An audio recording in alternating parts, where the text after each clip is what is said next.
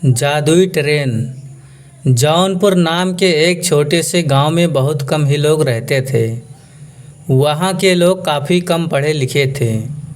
गांव में एक स्कूल था, लेकिन लोगों में जागरूकता की कमी होने के कारण बहुत ही कम बच्चे स्कूल में पढ़ने के लिए जाते थे। उस गांव में ज़्यादातर किसान रहते थे। इसी गांव में रामलाल नाम का एक किसान रहता था। उसका बेटा दीपक गांव के ही स्कूल में 12वीं कक्षा में पढ़ता था। रामलाल, अरे बेटा, अब तुम्हारी 12वीं की परीक्षा होने वाली है। उसके बाद क्या सोचा है? 12वीं के बाद पढ़ाई की कोई सुविधा नहीं है। दीपक, पिताजी, 12वीं के बाद मैं शहर से पढ़ने के लिए जाना चाहता हूँ। मेरा एक दोस्त भी आगे पढ़ने के लिए शहर जाएगा। रामलाल ने अपने बेटे की पढ़ाई के लिए कुछ पैसे इकट्ठे किए। दीपक आगे पढ़ने के लिए शहर चला गया। उस गांव में एक छोटा सा रेलवे स्टेशन भी था, जिस पर कभी कभी इक्का दुक्का ट्रेन आती जाती रहती थी, क्योंकि बहुत कम लोग ही गांव से शहर जाते थे। उस दिन गांव के कुछ बच्चे स्टेशन के पास खेल रहे थे। तभी स्टेशन पर एक ट्रेन आकर रुकी और कुछ देर में रवाना हो गई। वह सभी बच्चे ट्रेन के जाने के बाद आपस में बात करने लगे। अरे भीमा कहाँ गायब हो गया? अभी तो यहीं हमारे साथ खेल रहा था।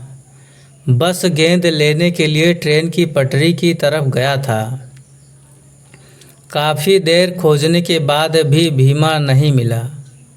भीमा के माँ बाप बहुत परेशान हो गए।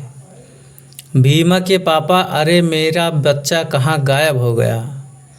वह तो आराम से अपने दोस्तों के साथ स्टेशन के पास खेल रहा था, तो आखिर वहाँ से वह कैसे गायब हो गया? तभी भीमा के साथ खेल रहे बच्चों में से एक बच्चा बताता है कि हम लोग सब स्टेशन के पास ही खेल रहे थे। तभी अचानक ट्रेन आकर स्टेशन पर रुकी।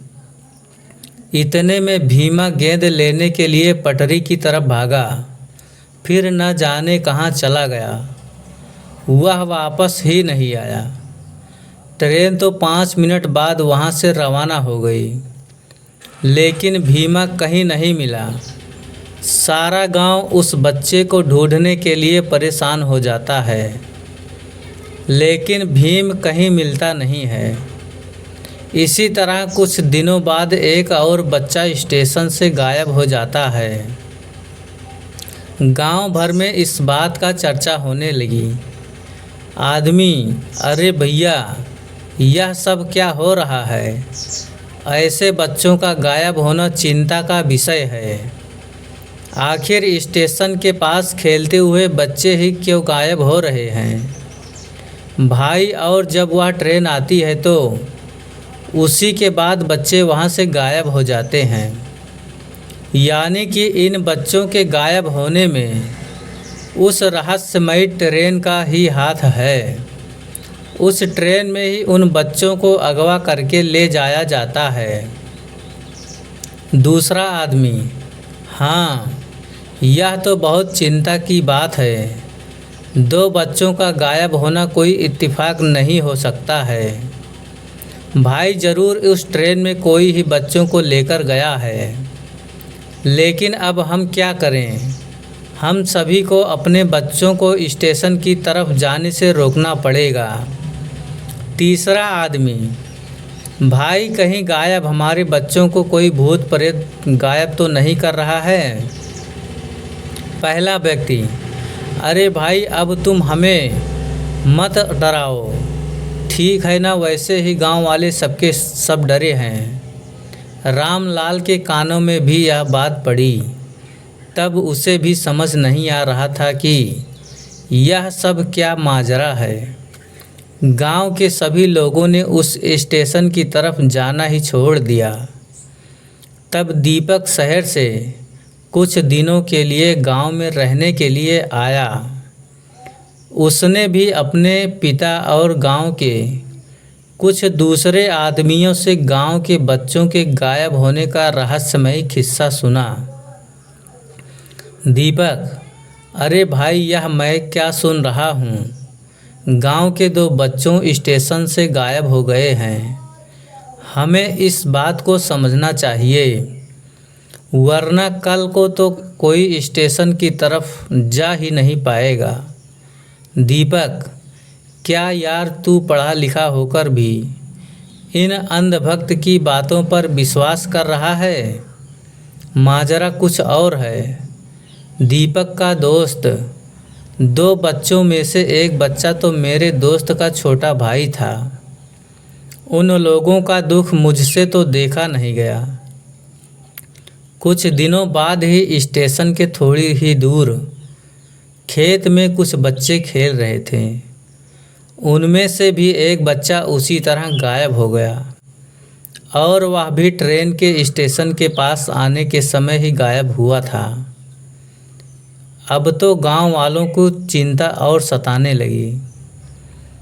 सभी ने बैठकर यह फैसला किया, पहला व्यक्ति, अब तो हमें इस बारे में कुछ न कुछ करना ही पड़ेगा, वरना हमारे गांव से बच्चे इसी तरह गायब होते रहेंगे। आखिर ट्रेन आने के समय पर ही बच्चे गायब क्यों होते हैं? हमें इस बात का पता लगाना ही होगा।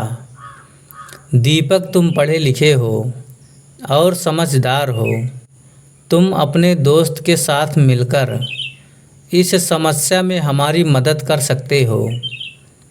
दीपक और उसका दोस्त काफ़ी सोच विचार करते हैं और एक प्लान बनाते हैं। दीपक, इस बात का पता लगाने के लिए हमें उस रहस्यमय ट्रेन पर नज़र रखनी होगी। जब भी बच्चे गायब हुए हैं, वह समय वही होता है जब ट्रेन स्टेशन पर आती है। हमें छुपकर ट्रेन के आने जाने वालों पर नज़र रखनी चाहिए। दीपक का दोस्त, हाँ, यह ठीक कह रहा है। हम दोनों गांव वालों के साथ मिलकर कुछ ऐसा प्लान बनाएंगे कि असली गुनहगार को पकड़ सकें। गांव के कुछ जवान लड़के स्टेशन मास्टर के कमरे में छुपकर बैठ जाते हैं और दीपक उन्हें समझाता है। दीपक, देखिए, आप लोग इस कमरे में छुपकर बैठे हैं। बाहर स्टेशन पर गांव के कुछ बच्चों को खेलने के लिए छोड़ देते हैं। वह जो भी है, बच्चों को ही अपना निशाना बनाता है। आप लोग छुपकर अंदर से ही देखते रहना, और बच्चे स्टेशन पर खेल रहे होंगे। मैं ट्रेन के अंदर जाऊंगा। इसी तरह हम उस किडनैपर का पता लगा सकूंगा जो कि बच्चों को अगवा करता है। सभी लोग दीपक के कहे के अनुसार कमरे में छुप जाते हैं और 2 बच्चे स्टेशन पर खेलने लगते हैं। ट्रेन स्टेशन पर रुकती है। उसमें से एक आदमी कंबल ओढ़े बच्चों की तरफ बढ़ता है। आदमी, अरे मेरे प्यारे बच्चों, क्या खेल रहे हो? यह लो, मैं तुम्हारे लिए चॉकलेट लेकर आया हूँ, ले लो। वह आदमी सभी बच्चों में एक एक चॉकलेट बांट देता था और उनमें से एक बच्चे को कहता है, आदमी सुनो बेटा, ज़रा मेरा यह बैग अंदर ट्रेन में रखवा दो, तुम्हारा बहुत भला होगा। बेटा, बच्चा खुशी खुशी वापस व्यक्ति का बैग उसके पीछे पीछे लेकर ट्रेन की तरफ बढ़ता है। दीपक और उसका दोस्त दूर से यह सब देख रहे थे। वह भी उसी डिब्बे में उन दोनों के पीछे पीछे चल रहे थे। दीपक देखता है कि वह व्यक्ति बच्चे के बैग रख देने के बाद उसके मुंह पर रुमाल रखकर उसे बेहोश कर देता है और वही सीट पर सुला देता है। ट्रेन में कोई ज़्यादा लोग नहीं थे, इसलिए वह व्यक्ति आराम से उसे अगवा कर लेता था। ट्रेन चल पड़ती है। दीपक भी उसी डिब्बे में बैठा उन दोनों पर नज़र रखे था।